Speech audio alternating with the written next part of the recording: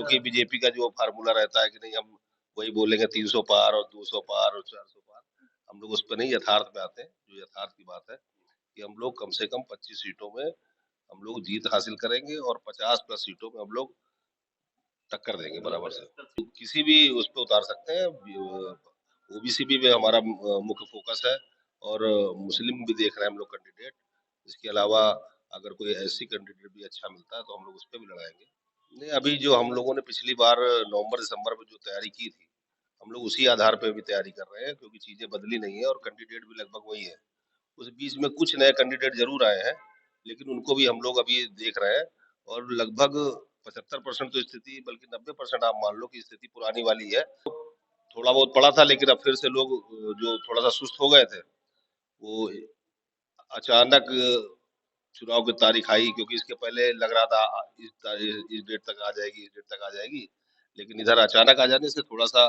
नमस्कार, स्वागत है आपका कबीर न्यूज में। मैं हूं जितेंद्र कमल। निकाय चुनाव का जो रण है वो बज हो चुका है, रणभेदी हो चुकी है पूरी तरीके से। सभी मैदानों में आ चुके हैं, सभी पार्टियां अभी तैयारी कर रही हैं और कमर भी कस चुकी हैं पूरी तरह से। और इसी कड़ी में आप तो देख ही रहे हैं, मैं कानपुर में हर जगह जा रहा हूँ, लोगों के व्यूज ले रहा हूँ और साथ साथ नेता और जिलाध्यक्षों से भी आपको मैं रूबरू करा रहा हूँ, उनके भी विचार आपको मैं सुनवा रहा हूँ। इसी कड़ी में हमारे साथ बीएसपी के जिलाध्यक्ष बबलू चौधरी जी हैं, उनसे ही बात करते हैं कि उनकी क्या तैयारियां चल रही हैं और प्रत्याशियों के लेके जो ऊहापोह की स्थिति है वो कैसे अभी बनी हुई है या कुछ क्लियर हो गई हो, कब तक एक फाइनल लिस्ट यहाँ से जारी होगी। तो सर, स्वागत है आपका कबीर में।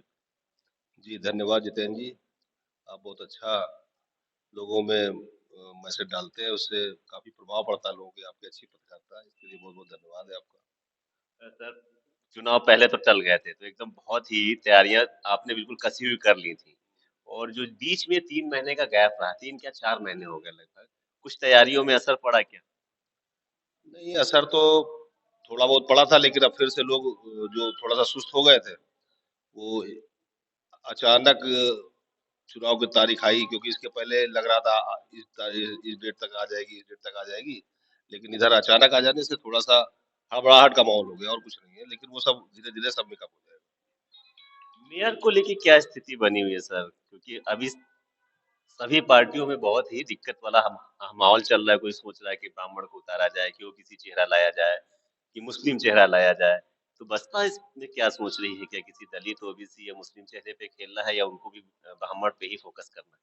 नहीं, हम लोग भी किसी भी उस पे उतार सकते हैं। ओबीसी भी में हमारा मुख्य फोकस है और मुस्लिम भी देख रहे हैं हम लोग कैंडिडेट। इसके अलावा अगर कोई एससी कैंडिडेट भी अच्छा मिलता है तो हम लोग उस पे भी लड़ाएंगे। महिला कैंडिडेट अच्छा होगा तो हम लोग लड़ाएंगे, और उसमें सभी वर्गों के हमारे पास आवेदन भी लगभग आ चुके हैं। ओबीसी के भी है काफी आवेदन, मुस्लिम भी एक दो आवेदन है हमारे पास, और इसके अलावा एससी आवेदन भी है। अब उसको हम एक दो दिन में पूरी तरह से खंगाल लेंगे, और भी देख रहे हैं उस पे कि और कोई नया प्रत्याशी या कोई ऐसा आ जाए, तो इसके बाद हम लोग डिक्लेयर करेंगे। 14 अप्रैल के बाद लगभग सारी स्थिति साफ होगी। और वार्डों की क्या स्थिति चल रही है? सामंजस्य बना के चल रहे हैं कि कैडराइज्ड वोटर्स लिस्ट बना रहे हैं और इसके बाद जो नए प्रत्याशी आ रहे हैं उनको भी उनकी तरफ से भी कुछ ऐसी संभावनाएं पैदा की जाए जो वोट में कन्वर्ट नहीं, अभी जो हम लोगों ने पिछली बार नवंबर दिसंबर में जो तैयारी की थी, हम लोग उसी आधार पे भी तैयारी कर रहे हैं क्योंकि चीजें बदली नहीं है और कैंडिडेट भी लगभग वही है। उस बीच में कुछ नए कैंडिडेट जरूर आए हैं, लेकिन उनको भी हम लोग अभी देख रहे हैं और लगभग 75% तो स्थिति, बल्कि 90% आप मान लो कि स्थिति पुरानी वाली है कि वही कैंडिडेट हम लोग दोबारा से उनको ही लाएंगे, और वो सब सारे अपने फील्ड में काम कर चुके हैं और सभी वर्गों के लोग हैं। इसमें हमने ज्यादातर ओबीसी के हितों को ज्यादा रखा हुआ है कि ओबीसी के हर समाज को, कास्ट का वोट मिले और हर कास्ट के लोगों को प्राथमिकता मिले। इसके अलावा दलित समाज का तो हमारे पास कैंडिडेट है ही जहाँ पे 80 सीटें हैं। एक बहुत ही ज्यादा कांग्रेस, बीएसपी और सपा में मुस्लिम वोट को रिझाने की बहुत कोशिश चल रही होंगी, क्योंकि यहाँ बहुत डिसाइडर है कई सीटों पे।